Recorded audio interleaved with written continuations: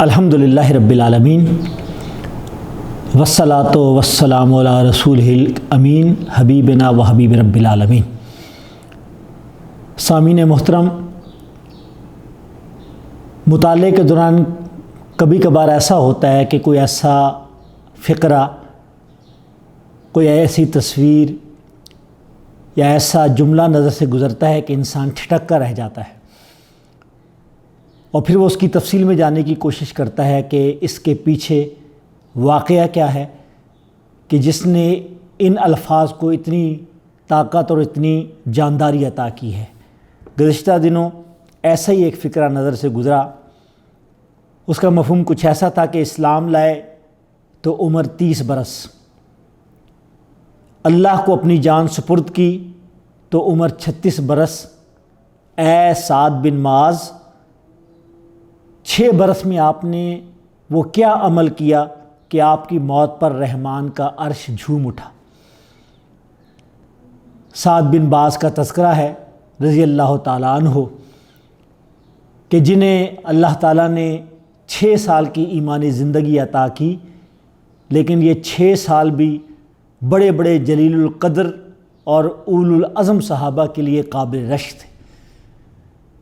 آج ہم مکہ سے مدینہ چلتے ہیں، اس سے پہلے اکثر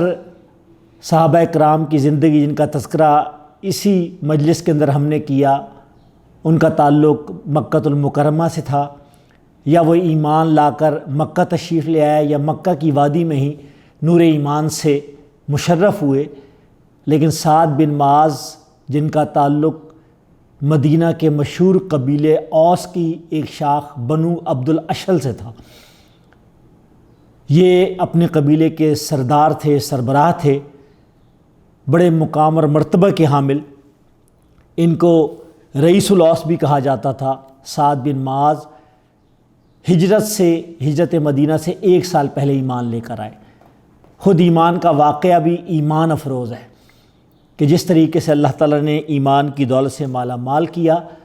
اور پھر 6 سال کی مومنانہ زندگی گزارنے کے بعد جب وہ رخصت ہوئے تو ان کے اس دنیا سے جانے پر جو کلمات نبی مہربان صلی اللہ علیہ وآلہ وسلم نے ادا کیے، اور جو حضرت جبریل کے ذریعے سے حضرت سعد بن معاذ کی بشارت اور ان کے اعلیٰ اور رفع درجات کی خبر زمین کے لوگوں کو دی گئی ہے، اس کے اوپر بھی جو ہے دنیا بھر کے انسانوں کو آج تک رشک آتا ہے۔ یہ غزوہ احزاب کا واقعہ ہے کہ جو 5ویں ہجری کے اندر وقوع پذیر ہوا، کہ جب سارے عرب کے قبائل اکٹھے ہو کر مدینہ کا محاصرہ کرنے کے لیے جمع ہوئے تھے، اور الحمدللہ اللہ تعالیٰ نے مسلمانوں کو اس مارکے سے بھی، اس آزمائش سے بھی بحسن و خوبی سرخرو کیا، اور اس مارکے کو ختم ہوئے ابھی بمشکل 1 ماہ ہی گزرا تھا کہ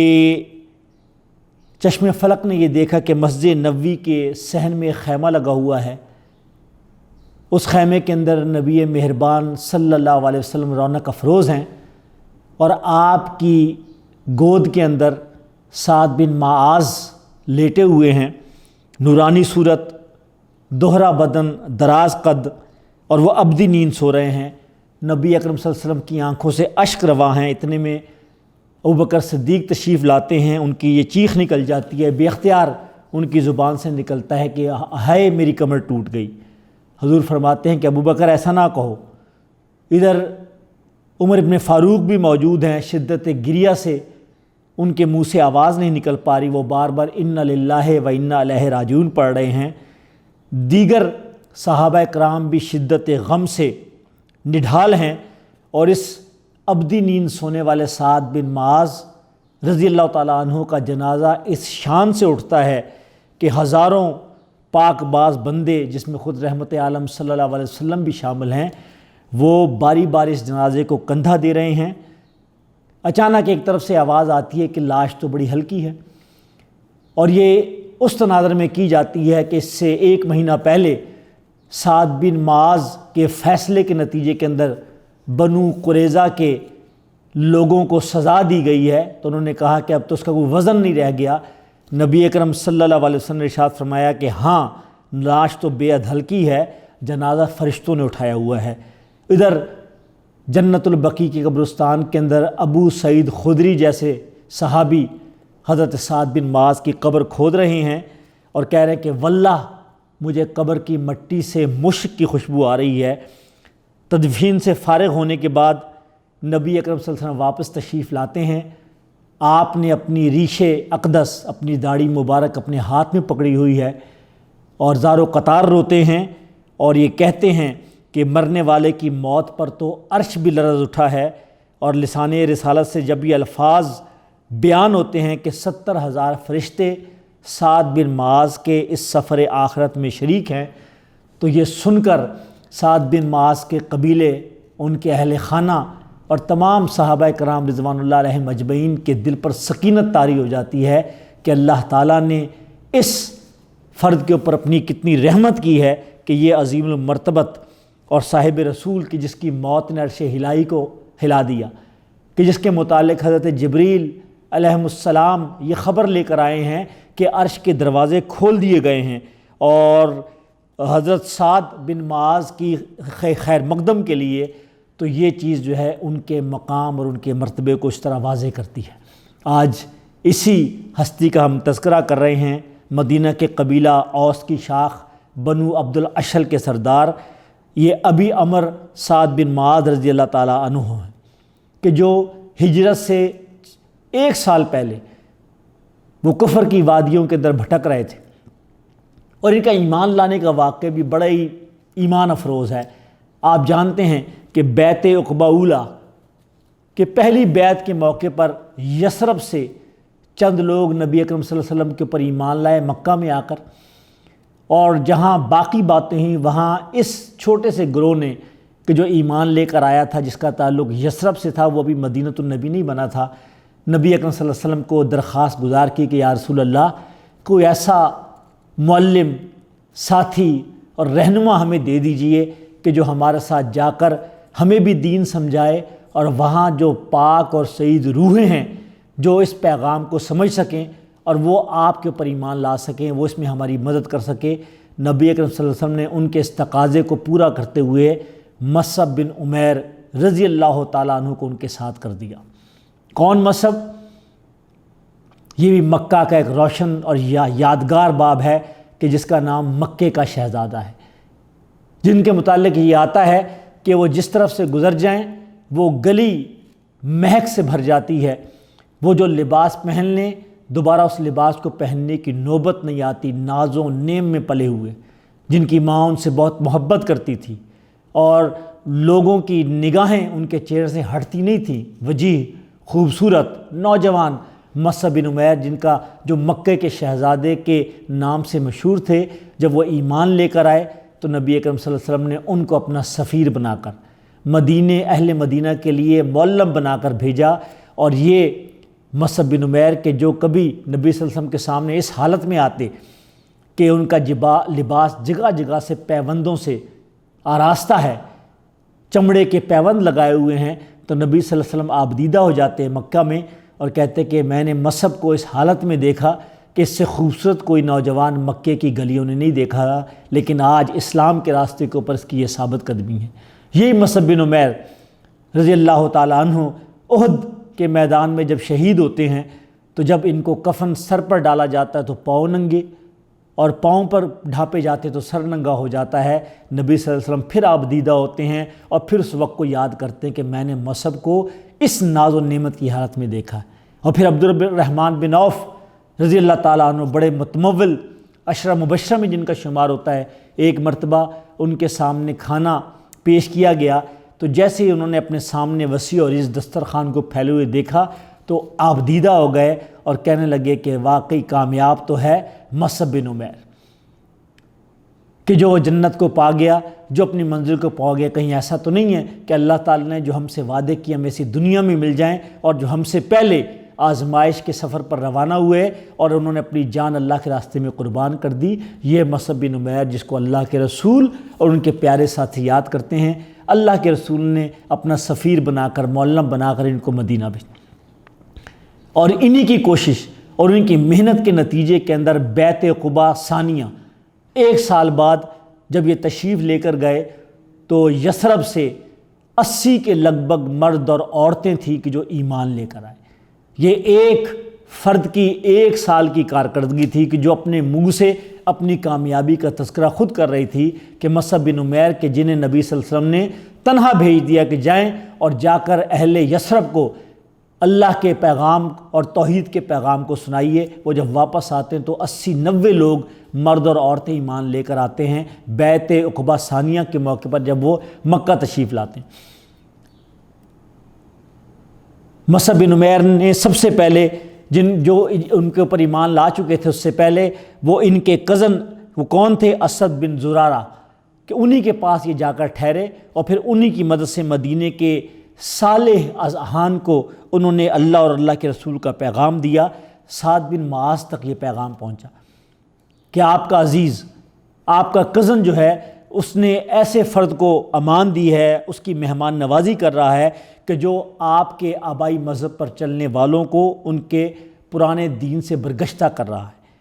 یہ سن کر سعد کا خون کھول اٹھا، لیکن وہ اسد بن زرارہ کا نام سن کر خاموش ہو گیا کہ اسد خود ایک موثر خاندان کے چشم و چراغ تھے۔ اگلے مرحلے کے اوپر سعد بن معاذ کو کسی نے اطلاع دی کہ اسد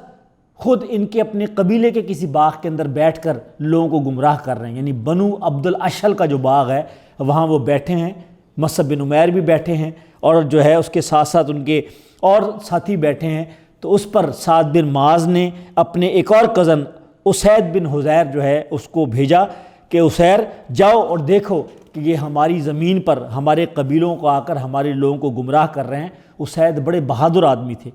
انہوں نے جوش غضب کے اندر اپنا نیزہ اٹھایا اور وہ تنہا اس باغ کی طرح روانہ ہوئے کہ جہاں ایک معلومات کے مطابق مصعب اور اسد بن زرارہ بیٹھے ہوئے تھے۔ انہوں نے جاتے ہی جیسے وہ پہنچے تو اسید نے مصعب کے کان میں کہا کہ یہ عبد الاشہل کے 2 بڑے سرداروں میں سے ایک ہیں، یعنی ایک تو وہی کہ جو سعد بن معاذ ہیں اور دوسرے یہ کہ جو اسید بن حضیر، کہ اگر یہ ایمان لے کر آ گئے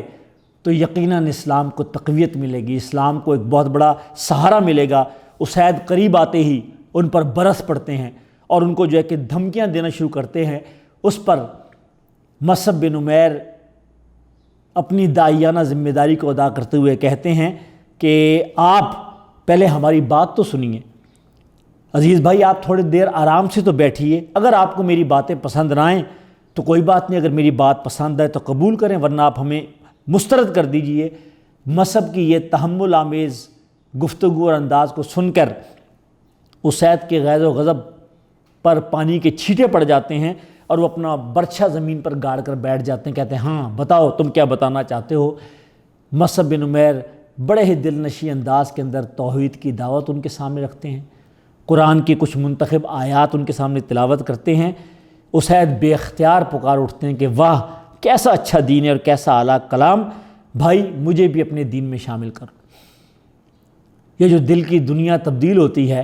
اور وہ جو کسی نے بہت ٹھیک کہا کہ دل سے جو بات نکلتی ہے اثر رکھتی ہے، کہ وہ مصعب بن عمیر کہ بات ان کے زبان سے نہیں ان کے دل سے نکلی اور ٹھیک جو ہے وہ ان کے اسید بن حضیر کے دل میں ترازو ہو گئی۔ انہوں نے کلمہ شہادت پڑھا، ایمان قبول کرنے کا اعلان کیا، یوں ایک اور شخص جو ہے خلقہ بگوش اسلام ہو گیا۔ اسی وقت اسید نے کہا کہ اگر ایک اور آدمی دائرہ ایمان میں داخل ہو جائے تو سارا قبیلہ اس کی پیروی کرے گا۔ پوچھا گیا وہ کون ہے؟ انہوں نے کہا سعد بن معاذ۔ اسید سیدھے سعد بن معاذ کے پاس جاتے ہیں اور سعد کو مخاطب ہو کر کہتے ہیں کہ سعد وہاں تو معاملہ کچھ اور ہے، آپ کا بذات خود وہاں جانا بڑا ضروری ہے۔ یہ دیکھیے تبلیغ کی حکمت، کیا خوبصورت انداز ہے کہ اسید وہاں سعد آپ کا وہاں جانا بڑا ضروری ہے۔ تو سعد کے جو خود قبیلے کے سردار تھے انہوں نے دیکھا کہ یہ چہرہ وہ نہیں ہے کہ جب میں نے اس کو بھیجا تھا تو یہ تو چہرہ کچھ اور ہے، یہ جو یہاں سے جاتے وقت تھا وہ چہرہ نہیں ہے۔ انہیں سخت غصہ آیا، انہوں نے اپنا نیزہ اٹھایا اور تیزی سے روانہ ہوئے باغ میں پہنچے جہاں مصعب اور اسید بن زرارہ بیٹھے ہوئے تھے۔ بے تحاشا ان کو وہ سنانا شروع کر دیا اور ان کو ان کے انجام بد سے جو کہ ڈرایا۔ اسید سے تو کچھ نہ ہو سکا، لیکن انہوں نے کہا کہ میری غیرت گوارا نہیں کرتے کہ تم اعلانیہ ہمارے محلوں میں آؤ اور ایسے عقائد پھیلاؤ جن کو ہم سخت ناپسند کرتے ہیں، اور اگر مجھے اس کی رشتہ داری کا پاس نہ ہوتا تو میں تمہارے ساتھ بہت سختی سے پیش آتا۔ یعنی اپنے کزن جو اسد بن زرارہ جو ان کے ساتھ تھے، تو میں اسد نے دھمکی دی کہ اگر مجھے اس کا پاس نہ ہوتا تو میں تمہیں ضرور جو ہے کہ بہت سختی سے پیش آتا۔ اسد بن زرارہ سعد کے خالہ زاد بھائی اور قبیلہ خزرج کے خاندان نجار سے تھے۔ یہ وہی خاندان ہے بنو نجار کہ جن کی بچیوں نے نبی اکرم صلی اللہ علیہ وسلم کا استقبال کیا تھا جب نبی صلی اللہ علیہ وسلم ہجرت کے بعد مدینہ میں داخل ہوئے تھے۔ اس موقع پہ انہوں نے بھی بڑے صبر اور ضبط سے اور بڑے سکون سے کہا کہ بھائی سعد بن معاذ، سکون سے ذرا ہماری بات تو سن، تم سردار ہو اوس کے، تم عقل رکھتے ہو، فہم رکھتے ہو، اگر ہماری باتیں بیکار ہیں تو مسترد کر دینا، لیکن تم پہلے یہ جانو تو صحیح ہم کہتے کیا ہیں۔ سعد ان کے کہنے کے اوپر بیٹھ گئے۔ حضرت مصعب نے پھر ان کے سامنے اسلام کے محاسن پیش کرنے شروع کر دیے، قرآن سنایا، اور بالکل اسید کی طرح اللہ تعالیٰ نے چونکہ سعد بن معاذ کو بھی سعید روح عطا کی تھی، ان کا پاکیزہ قلب بھی جو ہے قرآن کی آیات سن کر نور ایمان سے جگمگا اٹھا۔ اسی وقت مشرف با اسلام ہوئے، اور اس کے بعد انہوں نے فوراً اپنے قبیلے پہ پاس گئے اور پھر وہی کہا کہ جو ایک زمانے میں نبی اکرم صلی اللہ علیہ وسلم نے بعثت عام کے موقع پر کہا تھا کہ جب اللہ کی طرف سے آپ کو یہ حکم دیا گیا قم فانذر وربک فکبر، کہ کھڑے ہو جاؤ اور جو ہے کہ ڈراؤ اور لوگوں کو جو ہے کہ علل اعلان جو ہے کہ دعوت دو، تو یہ بنو عبد الاشل کا سردار سعد بن معاذ اپنے قبیلے کے پاس جاتے ہیں اور یہ جملہ کہتے ہیں کہ لوگو تم نے مجھے کیسا پایا؟ حضور نے کہا تھا نا کہ میں نے تمہارے درمیان اتنی عمر گزاری ہے، تو بتاؤ میں نے تم نے مجھے، اے مکہ کے لوگوں تم نے مجھے کیسا پایا؟ لوگوں نے کہا ہم نے آپ کو صادق اور امین کہا۔ اسی نقش قدم پر چلتے ہوئے سعد بن معاذ نے اپنے قبیلے کے لوگوں سے کہا کہ آپ نے مجھے کیسا پایا؟ انہوں نے کہا آپ ہمارے سردار ہیں، ہم سب میں عاقل ہیں اور ہم سب میں معاملہ فہم ہے۔ تو سعد نے کہا تو پھر سنو کہ میں نے دین حق کو قبول کر لیا ہے، اور جب تک تم خدائے واحد اور اس کے برگزیدہ رسول صلی اللہ علیہ وسلم پر ایمان نہیں لے کر آتے تو مجھ سے تمہیں گفتگو کرنا حرام ہے، میں تم سے گفتگو نہیں کروں گا۔ اگر تم مجھے اپنا سردار سمجھتے ہو، معاملہ فہم سمجھتے ہو اور سنجیدہ سمجھتے ہو تو میں دائرہ ایمان میں داخل ہو گیا ہوں، اور میں اب تم سے اس وقت تک گفتگو نہیں کروں گا جب تک کہ تم خود میرے ساتھ ایمان کے راستے کے مسافر نہیں بن جاؤ گے۔ حضرت سعد کا اپنے خاندان میں غیر معمولی اثر و رسوخ تھا، اور یہ اعلان سن کر بنو عبد الاشل کے بڑی تعداد اسی وقت جو ہے کہ اسلام میں داخل ہو گئے، اور جو باقی رہ گئے تو وہ شام تک جو ایمان لے کر آ گئے، اور یوں مدینہ کے بام و در تکبیر کے الوہی نعروں سے گونجنے لگ گئے، اور اتنا بڑا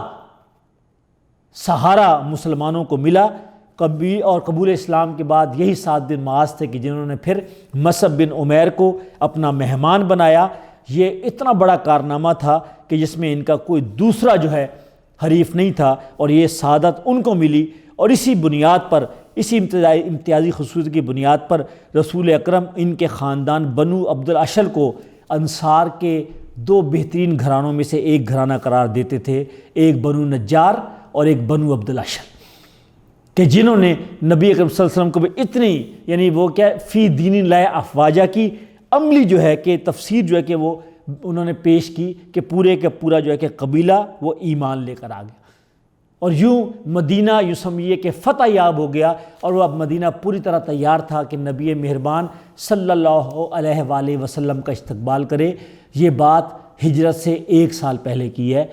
یہ عمر لگ بھگ 31 سال کے قریب عمر تھی اس وقت حضرت سعد بن معاذ رئیس اوس کی، کہ جب وہ ایمان لے کر آ گئے۔ اور پھر یوں آہستہ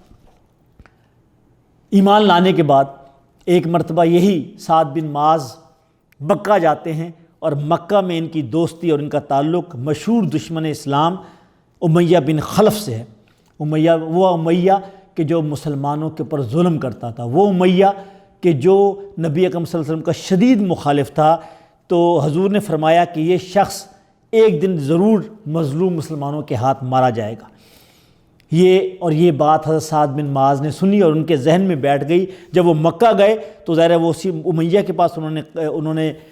جو یہ قیام کیا۔ ایک دن انہوں نے جو ہے امیہ سے کہا کہ جب حرم طواف کرنے والوں سے خالی ہو جائے تو مجھے اطلاع دینا۔ امیہ نے ان کو بلا بھیجا اور وہ ان کے ساتھ جو ہے کہ پھر وہ طواف کرنے لگے، تو اچانک ان کا آمنا سامنا ابو جہل سے ہوا۔ تو ابو جہل کو جب یہ پتہ لگا کہ یہ سعد بن معاذ ہیں اور یہ مدینہ سے آئے ہیں، تو اس نے سعد بن معاذ پر یہ پھپتی کسی کہ تم نے اپنے ہاں صابیوں کو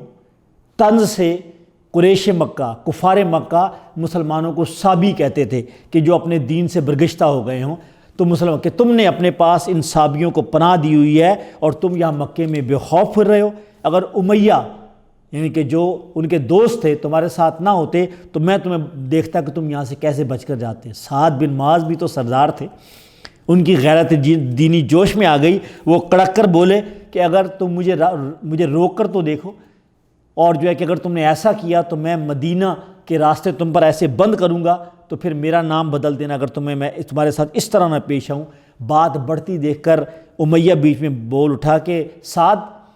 کیا تمہیں پتہ نہیں ہے یہ کون ہے؟ یہ ابو الحکم ہیں، یہ مکہ کے سردار ہیں، ان سے نرم لہجے کے اندر بات کرو۔ تو سعد نہ جانے کس اس کے عالم میں تھے، انہوں نے کہا جاؤ جاؤ، میں نے اپنے آقا اور مولا رسول صادق و امین سے یہ سنا تھا کہ ایک دن مسلمان تمہیں قتل کریں گے۔ یہ سن کر امیہ بن خلف کا پکا اٹھا، تو اس نے کہا کہ کیا مکہ میں مجھے آ کر ماریں گے؟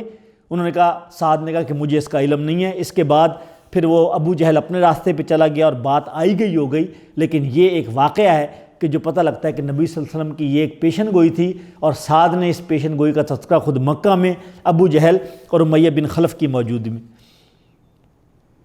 سن 2 ہجری کے اندر معرکہ بدر آتا ہے۔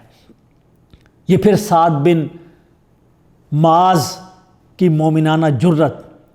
اسلام سے ان کی محبت اور نبی اکرم صلی اللہ علیہ وسلم سے والہانہ عشق کی تصدیق کرتا ہوا گزرتا ہے کہ نبی اکرم صلی اللہ علیہ وسلم نے ایک مشاورت طلب کی، جس میں سارے جلیل القدر صحابہ موجود تھے، اور ظاہر نبی اکرم صلی اللہ علیہ وسلم سے بڑھ کر جو ہے کون مشورہ کرنے والا ہو۔ آپ نے پوچھا کہ اب کیا کرنا چاہیے۔ تمام مہاجرین انصار جمع تھے، حضرت ابوبکر صدیق، حضرت عمر فاروق، حضرت مقداد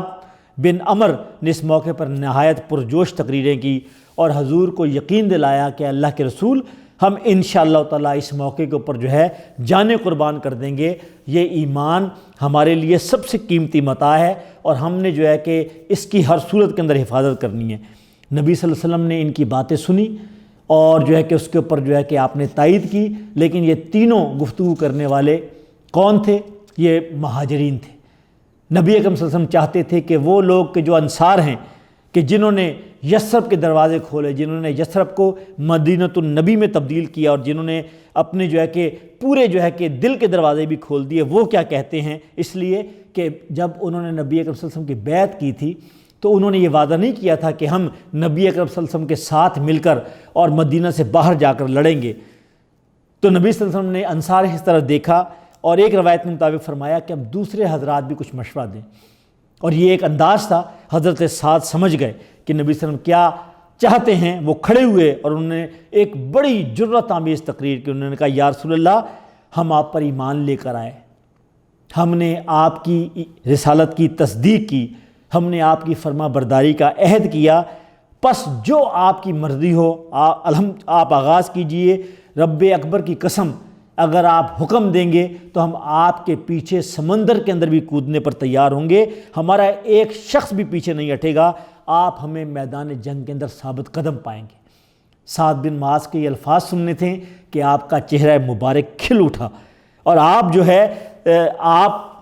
کہ آپ مطمئن ہو گئے کہ اب الحمدللہ یہ پورا کا پورا مدینہ آپ کے ساتھ ہے۔ لشکر کی ترتیب کا وقت آیا تو نبی اکرم صلی اللہ علیہ وسلم نے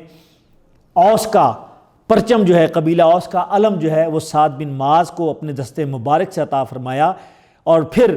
وہ جو بات سعد نے مکہ کے اندر ابو جہل کی موجودگی میں امیہ بن خلف سے کی تھی، وہ جو ہے وہ اسی میدان بدر کے اندر سچ ثابت ہوئی۔ عبد الرحمن بن عوف غالباً امیہ اور اس کے بیٹے کو گرفتار کر کے لے جا رہے تھے، تو بلال رضی اللہ تعالی عنہ، جس کو حضرت عمر سیدنا بلال کہہ کر پکارتے تھے۔ انہوں نے اونچی آواز میں کہا کہ بھئی امیہ، اس لیے کہ مسلمان نئے نئے ایمان لانے پر تشدد کرنے میں امیہ سب سے آگے تھا، سب سے آگے تھا۔ انہوں نے کہا یہ ہے وہ دشمن خدا۔ تو یہ سن کر جو ہے مسلمان امیہ اور اس کے بیٹے علی کے اوپر پل پڑے اور آنن فانن دونوں کو جہنم رسید کیا۔ یوں نبی صلی اللہ علیہ وسلم کی وہ پیشن گوئی کہ جس کو سعد بن معاذ نے مدینہ میں سنا تھا اور جس کا اظہار مکہ میں کیا تھا، وہ یہاں پوری ہو گئی۔ ایک سال ایک مہینے بعد احد کا معرکہ برپا ہوتا ہے، اور پھر نبی صلی اللہ علیہ وسلم مشاورت طلب کرتے ہیں۔ جو نئے نئے ایمان لے کر آئے تھے مسلمان نوجوان، ان کی جو ہے کہ یہ جذبہ تھا کہ ان کے سینوں میں شوق شہادت جو ہے اس کے شعلے بھڑک رہے تھے۔ تو جب نبی صلی اللہ علیہ وسلم سے مشورہ کرنے پر انہوں نے کہا کہ نہیں، ہمیں مدینہ سے باہر نکل کر مقابلہ کرنا چاہیے۔ نبی اکرم صلی اللہ علیہ وسلم جو ہے ظاہر ہے وہ مشاورت کرتے تھے، سب سے بڑھ کر مشاورت کرنے والے تھے۔ آپ اپنے حجرے میں تشریف لے آتے ہیں اور اپنے جسم پر جو ہے تلوار اور جو ہے کہ اسلحہ سجا کر باہر نکلتے ہیں۔ تو بعد میں سعد بن معاذ اور کچھ اور نے لوگوں کو بتایا کہ تم نے کیا کیا۔ نبی اکرم صلی اللہ علیہ وسلم کی رائے کہ اللہ رقم جو ہے تم نے مشورہ دیا تو چلیں۔ جب وہ واپس آتے ہیں، نبی صلی اللہ علیہ وسلم اندر سے نکلتے تو ہم انہیں کہتے ہیں، تو جب باہر آئے نبی صلی اللہ علیہ وسلم، آپ نے تلوار لگائی تھی، ڈھال لگائی ہوئی تھی، تو سب نے کہا کہ یا رسول اللہ، ہم آپ کی رائے کے مطابق چلتے ہیں، ہم مدینہ سے باہر تشریف نہ لے جائیں، ہم یہاں آپ کی رفاقت کا حق ادا کریں گے۔ اللہ کے رسول نے فرمایا کہ جب نبی کسی کام کا ارادہ کر لیتا ہے تو پھر اسے پورا کر کے چھوڑتا ہے، کہ اب چونکہ فیصلہ ہو گیا، ایک مشاورت مکمل ہو گئی ہے، اب انشاءاللہ تعالی ہم جو طے ہو گیا ہم اسی کے مطابق کریں گے۔ اسی غزوے میں حضرت سعد بن معاذ کو نبی اکرم صلی اللہ علیہ وسلم کی پاسبانی کا جو کہ شرف حاصل ہوا، اور یہ ان صحابہ میں شامل تھے کہ جو بالکل آخری وقت تک جو ہے نبی صلی اللہ علیہ وسلم کے گرد حصار باندھ کر کھڑے رہے، اور نبی اکرم صلی اللہ علیہ وسلم جو ہے، اور اسی مارکہ میں سعد کے بھائی عمر بن معاذ نے جام شہادت نوش کیا۔ غزوہ احد کے موقع کے اوپر ایک اور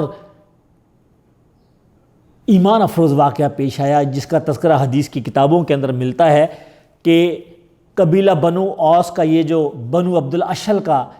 ایک فرد کہ جس کا نام عمر آتا ہے لیکن اس کا زیادہ مشہور نام الاسیرم بھی آتا ہے، یہ وہ فرد تھا کہ جس نے سعد بن معاذ کے ہاتھوں ایمان قبول نہیں کیا۔ پورا قبیلہ ایمان لے کر آ گیا لیکن یہ اسیرم جو ہے یہ ایمان لے کر نہیں آیا، اور اس نے سعد رضی اللہ تعالیٰ عنہ کی بات نہیں مانی۔ جب غزوہ احد میں رسول اکرم صلی اللہ علیہ وسلم صحابہ کے ہمراہ مدینہ سے باہر تشریف لے گئے تو جب اس نے دیکھا کہ پورا محلہ سنسان پڑا ہوا ہے تو اس نے کہا کہ یہ لوگ کہاں گئے؟ تو انہوں نے کہا کہ نبی صلی اللہ علیہ وسلم باہر تشریف لے گئے ہیں اور کفار تھے مقابلے کے لیے۔ یہ بہت ظاہر ہے کہ اللہ کی طرف سے اچانک کسی کو ہدایت ملنی ہو، اور وہ جو کہا گیا کہ انسانوں کے دل اللہ کی دو انگلیوں کے درمیان ہیں اور وہ جب چاہے ان کو ہدایت کی طرف پلٹا دیتا ہے۔ یہ وہ موقع تھا جب اسیرم کہ اس کے ارد گرد کے جتنے لوگ تھے وہ مسلمان ہو گئے، وہ ایمان نہیں لے کر آیا۔ ایک دم اس کے دل نے گواہی دی، اس کی طبیعت میں جوش پیدا ہوا، اس نے زرہ پہنی، اس نے جو ہے کہ سر پر خود رکھا، ہتھیار جسم پر سجائے اور نبی صلی اللہ علیہ وسلم کی طرف روانہ ہو گیا۔ بارگاہ نبوی میں حاضر ہوا اور کہا کہ یا رسول اللہ، مارکہ کارزار گرم ہے، یہ فرمائیے کہ پہلے اسلام قبول کروں یا آپ کی حمایت میں لڑوں؟ آپ صلی اللہ علیہ وسلم نے ارشاد فرمایا کہ دونوں کام ہو سکتے ہیں، تم اسلام قبول کرو اور پھر راہ خدا میں جا کر لڑو۔ اس نے کہا یا رسول اللہ، میں نے تو کوئی ابھی تک نماز نہیں پڑھی، اگر لڑائی میں کام آ گیا، شہید ہو گیا تو کیا میری مغفرت ہو جائے گی؟ حضور نے فرمایا کہ ہاں، اللہ کا وعدہ ہے کہ اسلام لانے کے بعد، اسلام لانے سے پہلے کے سارے گناہ معاف کر دیے جاتے ہیں۔ اللہ بڑا بخش کرنے والا اور بڑا مہربان ہے۔ اسی وقت اسیرم کلمہ شہادت پڑھ کر ایمان لے کر آتا ہے اور پھر مارکہ کارزار میں داخل ہو جاتا ہے۔ شمشیر بکف بنو عبد الاشر کے لوگ اس کو دیکھتے ہیں تو وہ کہتے ہیں کہ ہمیں کسی کافر کی اعانت اور مدد کی ضرورت نہیں ہے۔ وہ کہتا ہے لوگوں میں ایمان لے کر آیا ہوں، اور وہ بس اپنی جو ہے کہ دھن کا پکا ہے، وہ کفار کے لشکروں میں گھس جاتا ہے، پوری جرت کے ساتھ، جذبے کے ساتھ لڑتا ہے، کفار کا منہ پھیر دیتا ہے۔ بہت سارے مشرکین کو زخمی کر کر بالآخر اس کے گرد مشرکین گھیرا ڈال دیتے ہیں اور اس کو جو ہے زخمی کرتے ہیں۔ وہ جو ہے کہ بالکل بے تاب و تواں زمین پر گر جاتا ہے۔ لڑائی کے خاتمے کے اوپر بنو عبد الاشر کے لوگ اپنے اپنے زخمی اور شہداء کو اٹھاتے ہیں تو اچانک جو ہے کہ وہ نزع کے عالم کے اندر وہ بھی مل جاتا ہے۔ تو اس سے پوچھتے ہیں کہ کیا تمہیں قومی حمیت یہاں لے کر آئی ہے؟ چونکہ عربوں کے اندر تو یہ بڑی بات ہوتی ہے نا، قومی حمیت، اس کا مظاہرہ بارہا مکہ کے اندر بھی ہوا۔ حضرت حمزہ ایمان نہیں لے کر آئے تھے، لیکن جب مشرکین نے نبی اکرم صلی اللہ علیہ وسلم کے ساتھ زیادتی کی ہے تو حمزہ کو بھی غیرت آئی اور انہوں نے جو ہے کہ غالباً ابو جہل کا سر پھاڑ دیا۔ اور اس طرح کی کئی مواقع ہے۔ تو کیا تمہیں قومی حمیت یہاں لے کر آئی ہے کہ چلیں بنو عبد الاشل جو ہے وہ لڑ رہے ہیں تو تم جو ہے کہ ایمان تو نہیں لے کر آئے لیکن ہمارا ساتھ دینے کے لیے آ گیا؟ اس نے کہا اور نہیں، میں مسلمان ہو کر اللہ اور اللہ کے رسول کے لیے لڑا ہوں۔ اسی حالت میں اٹھا کر اس کو گھر لے کر آتے ہیں۔ تمام بنو عبد الاشل کے اندر یہ خبر مشہور ہو جاتی ہے۔ سعد بن معاذ کو اس موقع پر اسیرم کے جذبہ ایمان، اسلام قبول کرنے اور شہادت کی بڑی خوشی ہوتی ہے۔ وہ اس کے گھر جاتے ہیں۔ اسیرم کی ہمشیرہ یہ سارا واقعہ سناتی ہے۔ اسی عرصے میں اسیرم اپنی جان آفری کو سپرد کرتے ہیں۔ نبی اکرم صلی اللہ علیہ وسلم تشریف لاتے ہیں اور وہ جملہ کہتے ہیں کہ عملا قلیلاً و اجرا کثیراً، کہ اس کا عمل تو بہت چھوٹا تھا لیکن اس نے اجر بڑا کمایا ہے۔ کوئی نماز نہیں پڑھی، کوئی بڑے کام نہیں کیے، لیکن اس نے بالکل اس ایک لمحے کے اندر، وہ کہا نا کہ عشق کی اس ایک جست نے طے کر دیا قصہ تمام، کہ میں تو سمجھتا تھا کہ بڑی لمبی ہے، ایک ہی عشق کی جست تھی کہ جس نے اس کی دنیا پار لگا دی اور وہ جنت کا مسافر ہو گیا۔ اس واقعے نے حضرت سعد کے قبیلے بنو عبد الاشل کا مرتبہ اور بلند کر دیا۔ جب صحابہ کرام کو یہ واقعہ یاد آتا تو وہ ایک دوسرے سے پوچھتے کہ وہ کون سا شخص تھا کہ جس نے ایک وقت کی نماز بھی نہیں پڑھی اور سیدھا جنت میں گیا، تو پتہ لگتا تھا کہ وہ اسیرم عبد الاشل جو ہے یہ وہ ہے جو بنی عبد الاشل کا سردار اسیرم۔ یہ واقعہ 5 ہجری کا ہے کہ جب ایک اور مسلمان پھر ایک بڑی آزمائش سے گزرتے ہیں، ایک شدید آزمائش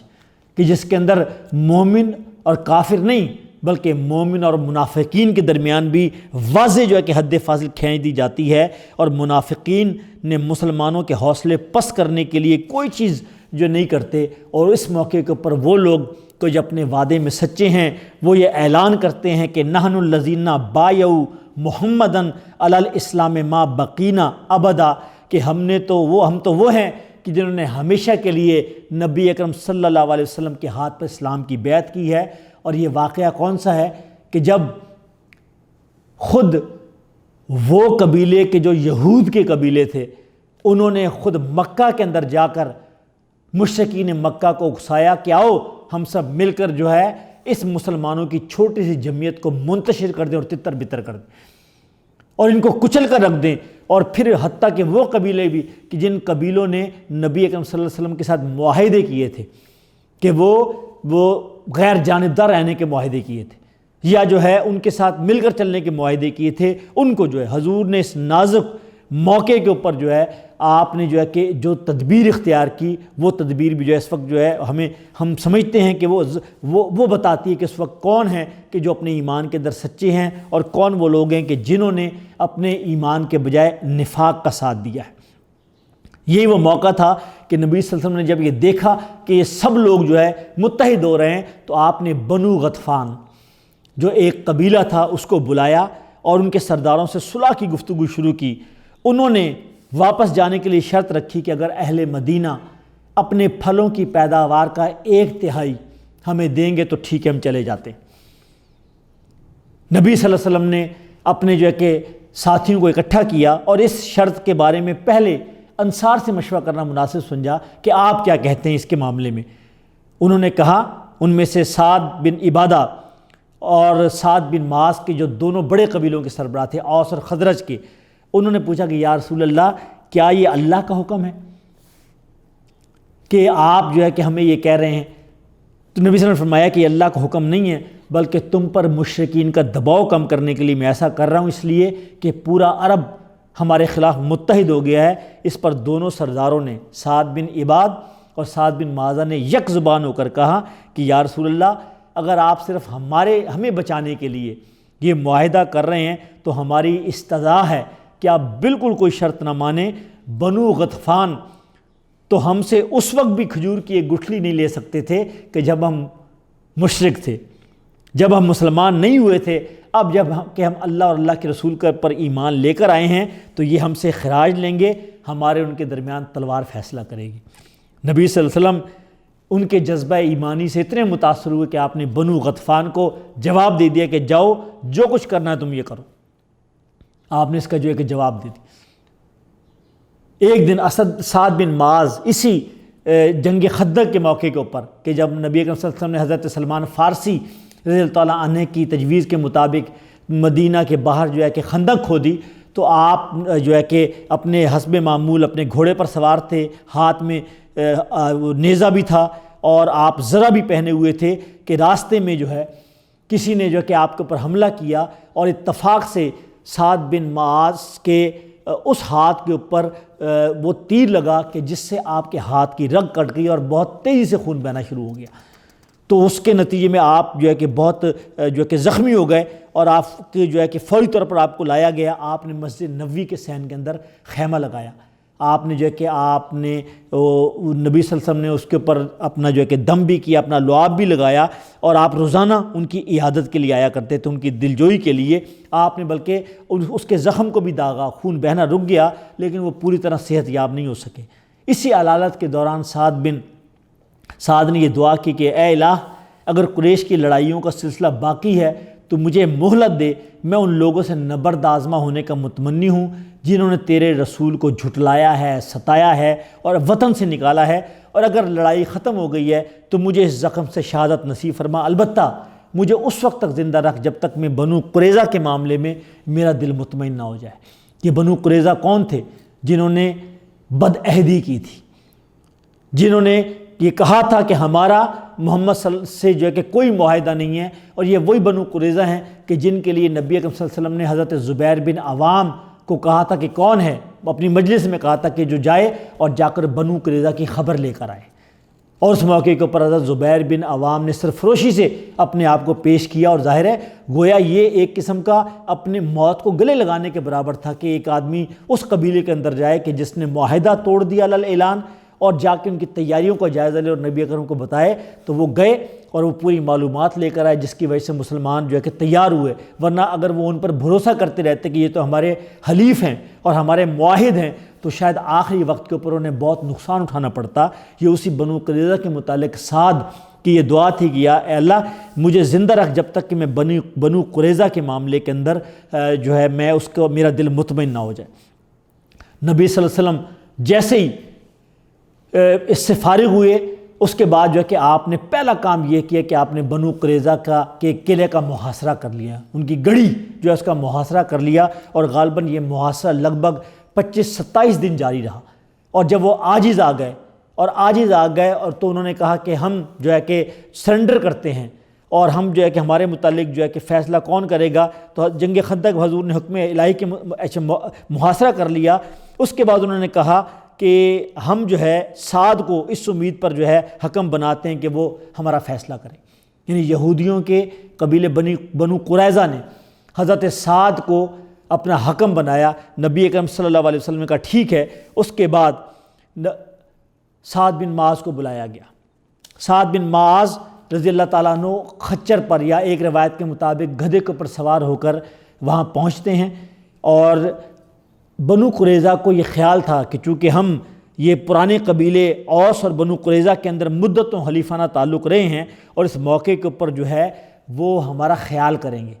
ان کے ذہن میں یہ تھا کہ پرانا خیال کریں گے، پرانی پاسداری کا لحاظ کریں گے۔ تو حضور نے کہا کہ اے سعد، بنو قریظہ نے تمہیں حکم بنایا ہے اور یہ تمہارے فیصلے کے منتظر ہیں۔ تو انہوں نے عرض کی تو میں یہ فیصلہ دیتا ہوں کہ ان کے تمام لڑنے والے مرد جو لڑنے کے قابل ہیں ان کو قتل کر دیا جائے، عورت اور بچوں کو غلام بنا دیا جائے، اور ان کی املاک مسلمانوں تقسیم کر دی جائیں۔ نبی اکرم نے ارشاد فرمایا سعد، تم نے جو فیصلہ کیا ہے یہ وہی فیصلہ ہے کہ جو آسمانوں کے اوپر اللہ تعالیٰ کا فیصلہ ہے۔ تم نے بالکل صحیح فیصلہ کیا ہے۔ اس فیصلے پر عمل درآمد کیا گیا، اور ایک روایت کے مطابق 700 کے لگ بھگ جو ہے مردوں کو جو ہے کہ قتل کیا گیا اس فیصلے کے مطابق، کہ جو یہ بدعہدی کی سزا تھی کہ جو فیصلہ معاذ نے کیا، جس فیصلے کی تائید نبی صلی اللہ علیہ وسلم نے یہ کہہ کر کی کہ اس آسمانوں کے اوپر اللہ تعالیٰ کا بھی یہی فیصلہ تھا۔ اس فیصلے کے چند دن بعد جو حضرت سعد کی علالت خطرناک صورت اختیار کر جاتی ہے۔ ان کے ہاتھ کا زخم جو ہے وہ بہنا تو رک گیا تھا، لیکن وہ پھول گیا تھا، اور بالآخر حضور صلی اللہ علیہ وسلم کو ایک دن بعد اطلاع ملی کہ وہ ان پر نزع کا عالم طاری ہے۔ نبی صلی اللہ علیہ وسلم فوراً جو ہے اپنے جو کہ جانثار اور محبوب صحابی کے پاس جاتے ہیں، ان کی لاش کو اور ان کے اس کو اپنے آغوش مبارک میں لے کر بیٹھ جاتے ہیں۔ ایک دوسری روایت میں یہ ہے کہ ابھی ان کی کوئی سانس باقی تھی، اور نبی صلی اللہ علیہ وسلم نے جیسے ہی اپنے زانو پر ان کا سر رکھا تو انہوں نے جو ہے کہ ایک دم آنکھ کھولی اور نبی اکرم کو سلام کیا اور اپنی جان آفری کے سپرد کر دی۔ حضرت سعد بن معاذ کی وفات کی خبر جیسی مدینہ میں پہنچی، جس نے سنا وہ اپنا سر پکڑ کر بیٹھ گیا، حتیٰ کہ جلیل القدر صحابہ تک بھی زارو قطار رونے لگ گئے۔ حضرت سعد کی والدہ حضرت کبشہ رضی اللہ تعالیٰ عنہ وہ اس موقع پر رو رو کر ماتمی اشعار پڑھ رہی تھیں، جس میں وہ اپنے بیٹے کی اوصاف بیان کر رہی تھیں۔ نبی صلی اللہ علیہ وسلم نے یہ کہا کہ جتنے